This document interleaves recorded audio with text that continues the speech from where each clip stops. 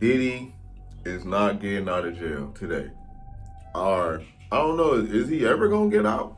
Because they said that he's looking at 10 to 20 years.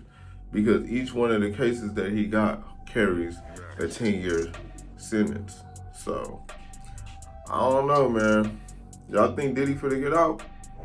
Bail, the news is that bail has been denied. Yeah, that the judge... So there is the law, the statute says in substance that bail would be denied, meaning that he goes in and stays in. There's not an exception. For example, there could be an exception where the prosecution says we consent, and there's other pieces to it as well. There could be a danger to somebody or not, but the bail being kept as it is not necessarily atypical because of the law, though one would believe the fact that he was not convicted of the top charge, and it's been a reduction, and people do walk free and come back and RROR'd. Well, keeping the bail as it is means there's no bail. Right. So he's remanded, he's held without bail. So this doesn't change the potential sentence, obviously, because it's still up to 10 years, but for the immediate gratification purposes of getting out, doing what he needs to do, and fighting this from the outside in terms of preparing for that sentencing, now it's been stripped. And let me just add, this morning the prosecution was very adamant about wanting to have this extra time to present their argument to the judge, and seemed, obviously they were disappointed with the verdict. It was very visible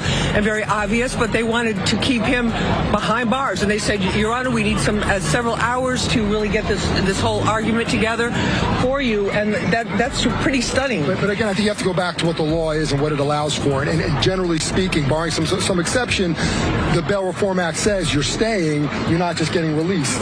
He was convicted of a crime. I think people, rightfully so, are disappointed and have questions from the public's perspective when you have such a horrific allegation that is not proven or substantiated beyond a reasonable doubt, and summarily, we're not talking about on the cusp. That's a pretty quick verdict that I think fooled many people, thinking that there might have been a sex trafficking conviction.